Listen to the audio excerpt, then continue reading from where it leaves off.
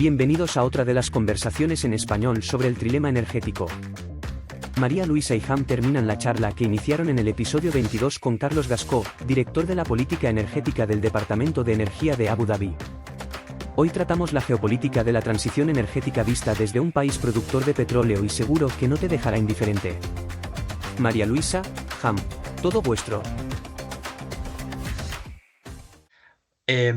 Carlos, la COP28 ocurrió en Emiratos y fue liderada por un país productor de petróleo. La COP29 en Azerbaiyán ha tenido una menor tracción y se ha centrado mucho en la financiación. Entonces yo aquí me pregunto dos cosas. ¿Está cambiando? ¿Están cambiando estas aproximaciones internacionales? Y segundo, ¿nos estamos dando cuenta de que la transición energética es buena, pero cuesta más dinero de lo que tenemos o de la electricidad que pagamos ahora? Claro, pues yo creo que sí, quiero decir, la COP29 de Emiratos fue un éxito porque fue, digamos, la primera vez que los países productores decían que tenían que alejarse de su modelo energético y su modelo económico basado en hidrocarburos. To walk away. No, hay que eliminarlos. Y de hecho, como he dicho antes, en ningún escenario que se plantee hoy seriamente en el mundo no hay hidrocarburos. Pero la primera vez que eso apareció como tal, escrito, rectificado y sostenido por los países productores fue la COP del año pasado en Dubái. Y yo creo que eso ha sido un gran éxito mediático y ha sido también un gran éxito para este país y ha generado la declaración de Dubái o la declaración de Emiratos que se ha convertido en una bandera de la transición energética. No cabe duda. El problema que hay ahora encima de la mesa o la continuación de la COP en Bakú es que nos ha dejado un poco frío porque ha tenido resultados más tibios. No se han alcanzado las metas digamos, llegar a los más de 1 trillón o 1.000 millones de dólares anuales, entre 1 y 1,3, que es lo que se reclamaba de transferencias a países en desarrollo para la lucha contra el cambio climático. Hemos triplicado desde 100.000 millones a 300.000 millones, pero nos hemos quedado realmente muy lejos de lo que se suponía que hacía falta o de lo que hace falta. Y por otra parte, la parte de comercio de emisiones, pues aunque en mi opinión se ha producido un avance muy importante como una herramienta útil para reducir las emisiones, siempre la parte de comercio de emisiones y emisiones evitadas siempre va a tener un cierto componente de greenwashing que tendremos que ver cómo realmente se materializa en la letra pequeña para ver cómo va o no va a funcionar ese mercado global de emisiones. Entonces, un poco sabor agridulce. ¿Por qué estamos en esa situación? En mi opinión. Primero, lo que pasó en Dubái es la materialización de lo que decía al principio de nuestra conversación. Los países productores de petróleo, no solamente Emiratos, todos saben que si tienen un petróleo relativamente limpio y competitivo, el mercado no va a desaparecer de la noche a la mañana. Han dejado de percibir la COP como algo con un efecto inmediato que iba a perjudicar, digamos, su propia subsistencia, supervivencia como sociedades y como economías. Sabemos que esto es imparable, todo el mundo sabe que la demanda de petróleo probablemente va a continuar, digamos, una senda de suave desaceleración. Algunos dicen que ya hemos llegado, digamos, a ese tope, al máximo de demanda y que a partir de ahora irá bajando con más o menos velocidad. También decíamos que había llegado al máximo de demanda hace 4 o 5 años y ha vuelto a subir desde aquellas épocas más o menos un 4 o un 5%. Estamos ahora por encima de 100 millones de barriles diarios. Pero de ahí a que vaya a desaparecer a la noche a la mañana, pues se ha dejado de percibir eso como una amenaza inmediata y se materializó en el lenguaje de la COP de Dubái. Al mismo tiempo, como decía, todos esos recursos están abriendo las puertas a inversiones de la región, en la región y fuera de la región, en la propia transición energética, lo cual no hace sino reforzar una transición económica ligada a la transición energética, donde oportunidades distintas que las del petróleo se empiezan a materializar para estas economías. Luego, esa transición se refleja en la declaración de Dubái, pero lo que ha pasado en Bakú es que el mundo está en una situación realmente más compleja de lo que parecía que estábamos. No sé, aquí hay dos cuestiones. Una material. hemos llegado al convencimiento, a la realización de que la transición energética ni es sencilla ni es barata, ni es inmediata. La tecnología sin duda jugará un papel, pero hoy por hoy no tenemos todas las herramientas tecnológicas, no tenemos el marco institucional ni los recursos financieros para hacer una transición energética, digamos, rápida, sencilla, predecible y sobre todo competitiva. Va a llevar un tiempo y va a consumir recursos políticos, sociales, económicos y regulatorios, institucionales y de todo tipo. Eso es un camino relativamente complejo o muy complejo dependiendo de cada país y la percepción de cada cual. Y eso se refleja en las dificultades que hemos visto en esta última fase. La otra parte es más geopolítica. Muchas economías se han visto realmente sometidas a un nivel de estrés y a un nivel de dificultades importantes ligadas a la situación geopolítica global. La economía europea pues está realmente en una situación de debilidad. No vamos a engañarnos, la situación política europea está en una situación de debilidad. La situación política norteamericana está en una situación, yo diría que de incertidumbre y probablemente también de debilidad en temas de cambio climático y transición energética. La economía japonesa, igualmente, las economías emergentes se están organizando en torno a nuevos instrumentos que hasta ahora pues parecía que no existían. El grupo de los BRICS, al que se acaba de unir recientemente Arabia Saudita y Argentina, aunque creo que Argentina se ha salido, está empezando a tener un papel muy importante desde un punto de vista de la configuración de las relaciones políticas, económicas y geopolíticas y el reparto de poder. El ascenso de China, la agresión europea recibida por parte de Rusia, todo esto nos pone en una situación en la que no es obvio que el camino que se había trazado hace quizá 7, 8, 10 años sea intocable. Y se está planteando, en mi opinión, no tanto el abandono de los objetivos de descarbonización, pero sí se está planteando el ritmo y los esfuerzos con los que se debe, digamos, acudir a esa llamada. En el caso de Europa en concreto, es evidente que el modelo de descarbonización europeo, que seguramente es el más avanzado del mundo, está empezando a encontrar algunos suelos importantes, sobre todo en la parte industrial y la parte, por ejemplo, de desarrollo económico ligado a la industria de la automoción, a la industria pesada y el corazón económico industrial europeo, no tiene una alternativa realmente aún clara al gas barato que venía de Rusia. ¿Qué va a hacer?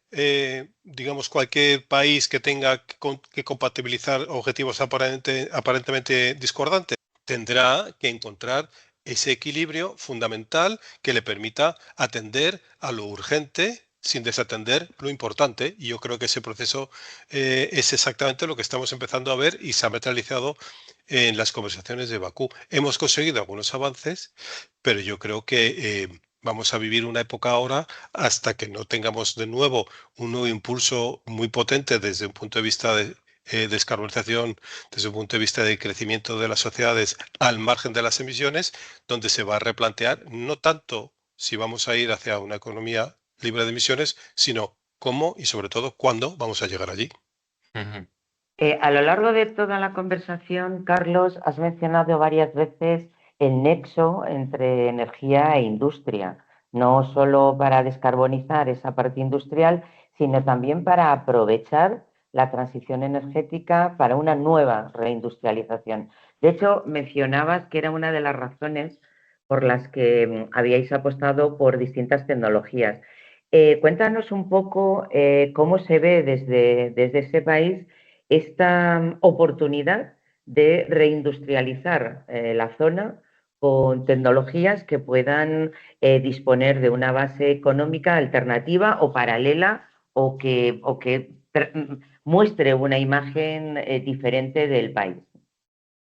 Claro, eso es una cuestión fundamental, María Luisa. El consumo energético industrial en la región es muy importante.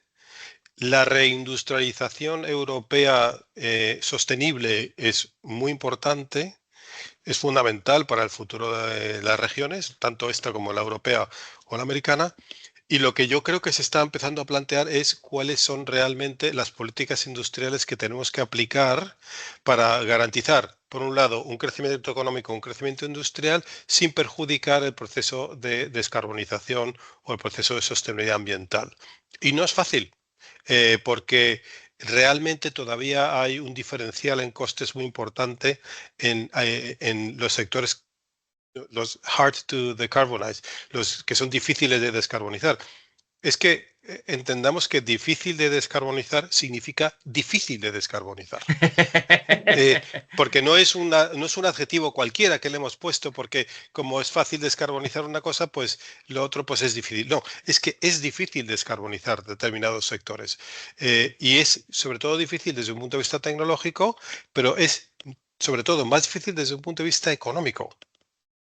Cuando uno mira las alternativas de descarbonización, por ejemplo, con hidrógeno verde o con hidrógeno azul o de algún otro color, me da igual, pero que sea sostenible, o con un hidrógeno con baja contenido en carbono, te das cuenta de que el coste de ese combustible hoy en esta región, que no es particularmente, digamos, poco competitiva, es entre 5 y 7 veces más caro que la alternativa.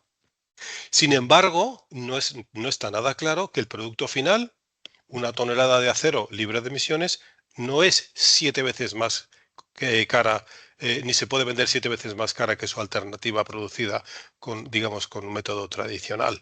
Entonces tiene que haber una maduración en dos sentidos. Tiene que haber una maduración desde un punto de vista digamos, del establecimiento de diferenciales de precios en los productos finales descarbonizados que se puedan transaccionar, que hoy por hoy está empezando a aparecer, pero que no es suficiente para garantizar eso. Por ejemplo, ¿alguien pagaría un 50, un 40, un 30, un 100% más por volar en un avión que vuela con un combustible sintético alternativo sin emisiones basado en carbono? Pues algunos de nosotros a lo mejor lo haríamos alguna vez, pero el conjunto de la humanidad se lo plantearía 2 veces antes de pagar un sobrecoste de este tipo. ¿Por qué? Porque son sectores difíciles de descarbonizar. Y difícil, como digo, significa difícil.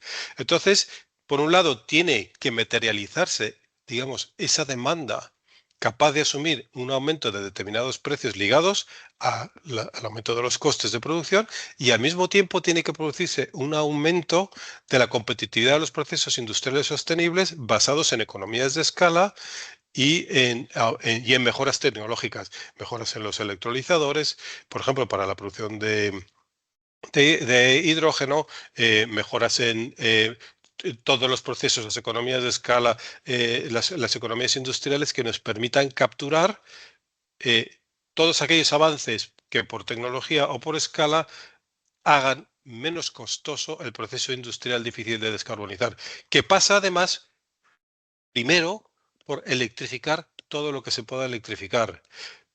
Una vez has electrificado todo lo que puedes electrificar, asegúrate de que la propia electricidad está descarbonizada. Después aplica procesos de eficiencia energética y al final lo que te quede residual va a tener un sobrecoste. Pero es que lo que te queda residual es sobre todo industrial. O una parte de la industria se podrá descarbonizar de una forma razonablemente competitiva, otra parte no. Tenemos que ir paso a paso. Hasta que lleguemos ahí, tenemos un poco un dilema, que es el huevo o la gallina.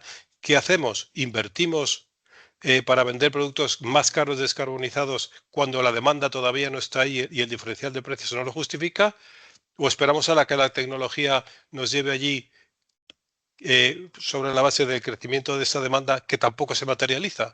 Hay que romper digamos, ese ciclo perverso, y en algún momento algunas de las cuestiones de este tipo tendrán que recibir algún tipo de impulso desde un punto de vista de ayudas, subvenciones u obligaciones y cuotas, que es lo que hemos visto que se venía impulsando sobre todo en Europa.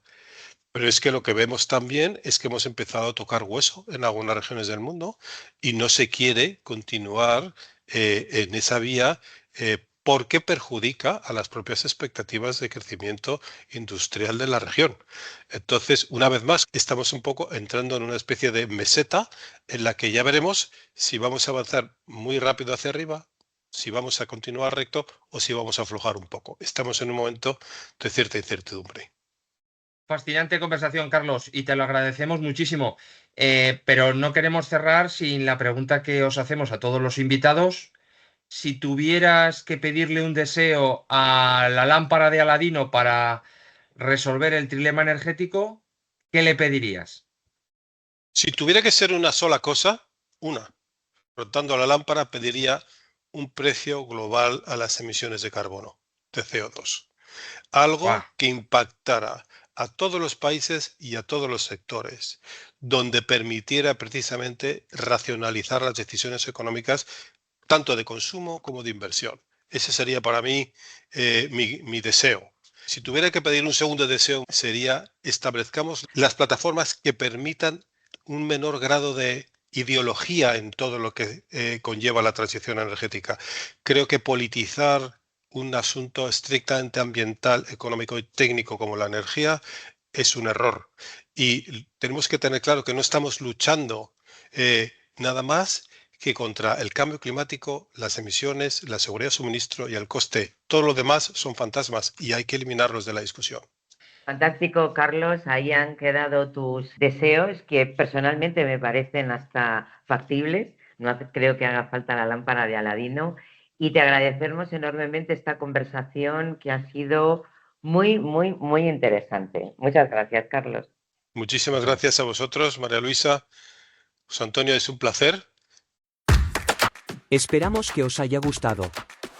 Porque en los próximos capítulos hablamos del autoconsumo solar y luego vienen nuestras previsiones para el 2025. Asegúrate que nos sigues en LinkedIn y suscríbete gratis al podcast en Spotify o en la plataforma de tu elección, Amazon, YouTube, iVoox o Apple para no perdértela.